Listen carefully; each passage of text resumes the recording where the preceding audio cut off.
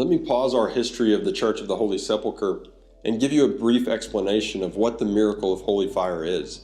In the next historical section, I'll start to cover more testimonies of people that experience the miracle of holy fire, and you'll want to know what it is. The miracle of holy fire in Greek and many other languages is translated as the miracle of holy light, which I think gives a better explanation of what the miracle really is. The real miracle is the blue incandescent light that flashes inside the church, that settles on the tomb, and that eventually turns to fire on the holy lamp. So it's not just the fire bit. The light that appears is the light of Christ's resurrection, which means that Christ is present. It's a miracle that happens every year in the same manner, at the same time, and in the same place. The miracle has been documented to go back at least 13 centuries.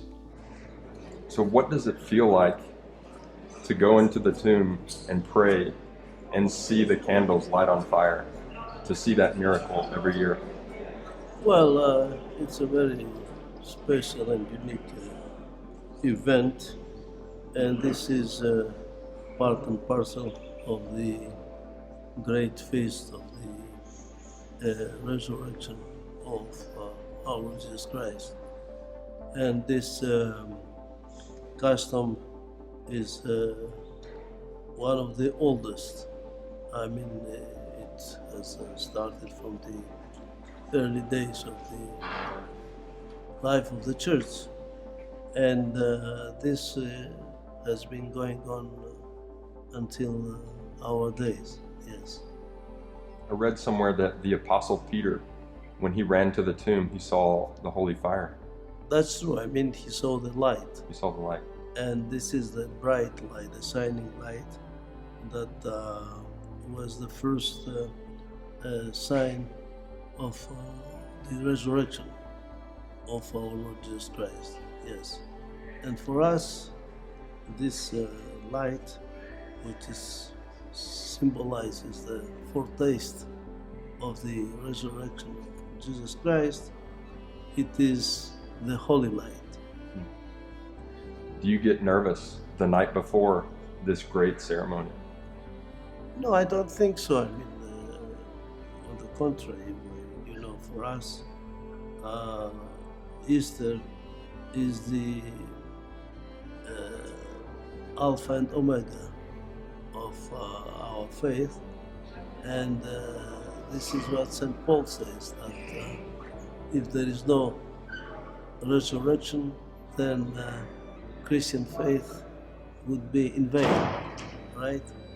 And for us, because resurrection or anastasis is the best word, is the foundation of the Christian doctrine and Christian faith, there is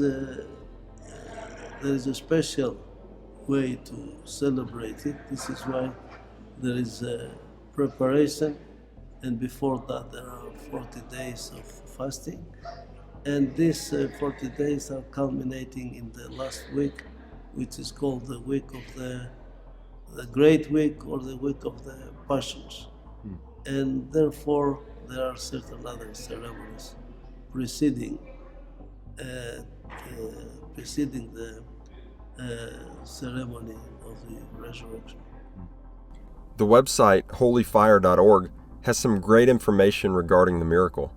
It lists a transcribed interview with the Greek Orthodox Patriarch Diodorus, who served as Patriarch in Jerusalem from 1980 to 2000.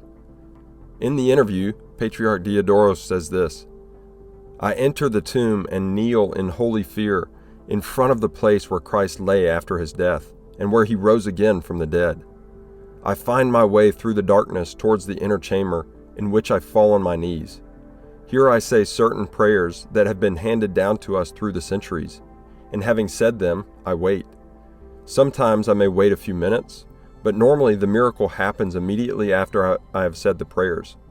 From the core of the very stone on which Jesus lay, an indefinable light pours forth. It usually has a blue tint, but the color may change and take many different hues. It cannot be described in human terms. The light rises out of the stone as mist may rise out of a lake. It almost looks as if the stone is covered by a moist cloud, but it is light. This light each year behaves differently. Sometimes it covers just the stone, while other times it gives light to the whole sepulchre, so that people who stand outside the tomb and look into it will see it filled with light. The light does not burn. I have never had my beard burnt in all the 16 years that I have been Patriarch in Jerusalem and have received the holy fire. The light is of a different consistency than normal fire that burns in an oil lamp. At a certain point, the light rises and forms a column in which the fire is of a different nature, so that I am able to light my candles from it. When I thus have received the flame on my candles, I go out and give the fire first to the Armenian Patriarch and then to the Coptic. Hereafter I give the flame to all people present in the church. This article goes on to explain that while the Patriarch is inside the edicule kneeling in front of the stone, there is darkness, but far from silence outside the edicule. One hears a rather loud mumbling, and the atmosphere is very tense.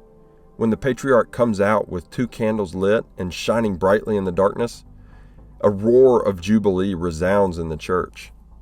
It also notes that, quote, "The holy light is not only distributed by the Archbishop, but also operates by itself. It is emitted from the Holy Sepulchre with a hue completely different from that of natural light. It sparkles, it flashes like lightning, it flies like a dove around the tabernacle of the Holy Sepulchre, and lights up unlit lamps of olive oil hanging in front of it. It whirls from one side of the church to the other. It enters some of the chapels inside the church, as for instance the Chapel of the Calvary, at a higher level than the Holy Sepulchre, and lights up the little lamps there. It lights up also the candles of certain pilgrims. In fact, there are some very pious pilgrims who, every time they attended this ceremony, noticed that their candles lit up on their own accord. His divine light also presents some peculiarities. As soon as it appears, it has a bluish hue and does not burn. At the first moments of its appearance, if it touches the face or the mouth or the hands, it does not burn. This is proof of its divine and supernatural origin. Haris Skarlakides confirms this. He says that the holy light is not a light that comes and goes, nor is it a light that wells out of Jesus' tomb for a few minutes on Holy Saturday and then is gone. The light of the resurrection, as St. Gregory Palamas says, is, quote, never absent from the tomb, though it is not visible to most, end quote. The holy light is always present at the Holy Sepulchre, not to illumine the marble and the rocks, but to illumine mystically and invisibly the souls of those who approach the tomb of Jesus with reverence. This is also what I have heard from friends of mine who have participated in the ceremony with their wives and significant others. One close friend told me that his wife was of Greek origin but not a practicing Christian. Like many in the West, she had serious doubts about religion in general and Christianity in particular. She went with him to the Holy Fire, who had studied in Jerusalem and was a practicing Orthodox Christian. My friend had secured the best spots in the church for him and his wife, right in front of the tomb. The Holy Fire descended as usual, and the Patriarch exited the tomb and lit the candles of the faithful. My friend wasn't particularly moved, but when he looked over at his wife, she was sobbing uncontrollably. When she later regained composure, she told my friend that she had asked God to show her that he was real. At the moment when the Holy Fire appeared, before the Patriarch exited the edicule with the lit candles, she saw a bright light bursting out of the edicule. It was visible to her, but not to my friend. This is entirely consistent with what I know of God. He gives mercy equally, yet differently depending on the need of those who approach him.